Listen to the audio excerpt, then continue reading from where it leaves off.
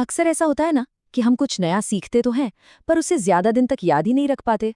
अगर हाँ, तो आज हम इसी का तोड़ निकालेंगे। बात करेंगे सस्टेनेबल लर्निंग की। ये एक ऐसा तरीका है जो सिर्फ याददाश्त ही नहीं, बल्कि करियर को भी एकदम नई उड़ान दे सकता है। चलिए देखते हैं कैसे। ये सिचुएशन तो हम सबने कभी ना कभी झेली ही है ना? किसी बड़े एग्जाम या इंटरव्यू के लिए पूरी पूरी रात जाकर पढ़ाई की, सब कुछ रट डाला और फिर जैसे ही काम खत्म हुआ, हफ्ते भर में दिमाग एकदम ब्लैंक, बिल्कुल खाली। ये एक बहुत ही कॉमन प्रॉब्लम है। असल में हम जिसे पढ़ाई समझ रहे होते हैं ना, वो असल में है बिंज लर्निंग। बिल्कुल वैसे ही जैसे कोई वेब सीरीज एक ही रात में खत्म कर देते हैं, वैसे ही हम सारी की सारी इन्फॉर्मेशन एक ही बार में दिमाग में ठूसने की कोशिश करते हैं। पर सच कहूं तो ये तरीका लॉन्ग टर्म में बिल्कुल काम नहीं करता। तो सवाल ये है कि इस भूलने की बीमारी का इलाज क्या है? जवाब छिपा है हमारे सीखने के तरीके में ही। हमें एक अलग अप्रोच चाहिए, एक सस्टेनेबल यानी कि एक टिकाऊ नजरिया। तो ये सस्टेनेबल लर्निंग आखिर है क्या? देखिए, इसे सीखने का इको फ्रेंडली तरीका समझिए। जैसे हम अपने प्लैनेट के रिसोर्सेज को बचाते हैं, ठीक वैसे ही हमें अपने दिमाग की एनर्जी को भी बचाना है। इसका गोल रट्टा मारना नहीं है, बल्कि धीरे धीरे समझकर और लगातार सीखना है। चलिए जरा इन दोनों तरीकों को आमने सामने रखकर देखते हैं। एक तरफ है बिंज लर्निंग, इसका सीधा सा मकसद है बस एग्जाम पास करना। तरीका तेज, एक ही झटके में सब कुछ, और नतीजा जाहिर है स्ट्रेस, बर्नआउट और कुछ ही दिनों में सब भूल जाना।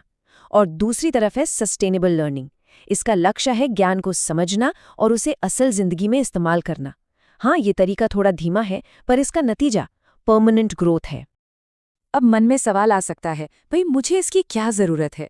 तो चलिए समझते हैं कि आज की दुनिया में ये तरीका इतना जरूरी, इतना क्रूशियल क्यों हो गया है।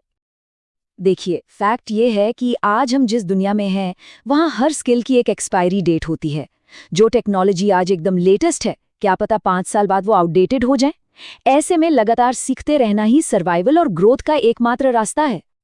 और यही बात इस पूरे आइडिया का निचोड़ है। सीखने का वो पुराना रट्टा मारने वाला तरीका सिर्फ थकावट और बर्नआउट की तरफ ले जाता है, जबकि ये नया सस्टेनेबल तरीका हमें लगातार ग्रोथ के रास्ते पर आगे बढ़ाता है। सस्टेनेबल लर्निंग हमें 21वीं सदी की सबसे बड़ी सुपर पावर देती है, और ये सिर्फ सीखने की एबिलिटी नहीं है, बल्कि पुरानी बेकार हो चुकी जानकारी को भूलने और उसकी जगह नई चीजें फिर से सीखने की भी एबिलिटी है। तो ठीक है, अब सवाल ये है कि एक सस्टेनेबल लर्नर बना कैसे जाए। चलिए, इसे अपनी आदत में लाने के लिए 3 बहुत ही आसान लेकिन जबरदस्त असरदार कदमों को समझते हैं। ये 3 कदम सुनने में बहुत सिंपल हैं, पर हैं बहुत पावरफुल। पहला, कनेक्ट द डॉट्स, मतलब जब भी कुछ नया सीखे तो उसे अपनी पुरानी नॉलेज से जोड़कर देखें। दूसरा है ओनरशिप लेना, मतलब किसी मजबूरी में नहीं, बल्कि अपनी खुद की क्यूरियोसिटी से सीखे। और तीसरा, जो सबसे जरूरी है, अपनी सेहत को प्राथमिकता देना। सीधी सी बात है, एक थका हुआ दिमाग कुछ भी नया नहीं सीख सकता। चलिए, दूसरे कदम पर थोड़ा और गौर करते हैं। जब कोई सिर्फ इसलिए नहीं सीखता कि सीखना है, बल्कि इसलिए सीखता है क्योंकि वो सच में कुछ जानना चाहता है, कोई प्रॉब्लम सॉल्व करना चाहता है, तो लर्निंग अपने आप में आसान और यादगार बन जाती है। याद रखिए, जिज्ञासा यानी क्यूरियोसिटी ही सीखने का सबसे बड़ा फ्यूल है। और अब आते हैं तीसरे कदम पर, जिसे हम सब अक्सर इग्नोर कर देते हैं, आराम करना या टाइम पर सोना। ये पढ़ाई से भागने का कोई बहाना नहीं है, बल्कि ये सीखने की प्रोसेस का एक बहुत जरूरी हिस्सा है। एक फ्रेश दिमाग ही नई इन्फॉर्मेशन को अच्छी तरह से प्रोसेस कर सकता है। तो आखिर में ये समझना जरूरी है कि सस्टेनेबल लर्निंग सिर्फ कुछ टिप्स और ट्रिक्स नहीं है, ये सीखने को लेकर एक पूरा का पूरा नया माइंडसेट है।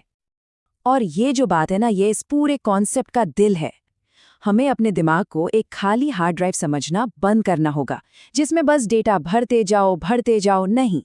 इसके बजाय उसे एक पौधे की तरह देखिए, जिसे धीरे धीरे बढ़ने के लिए पोषण, देखभाल और वक्त की जरूरत होती है। तो अब एक सवाल सबके लिए, इस नई सोच को अपनाने के लिए पहला छोटा सा कदम क्या हो सकता है? क्या किसी टॉपिक को सिर्फ रटने के बजाय उसकी वजह जानने की कोशिश करना, या शायद बस आज रात एक अच्छी पूरी नींद लेना? इस पर सोचिएगा जरूर।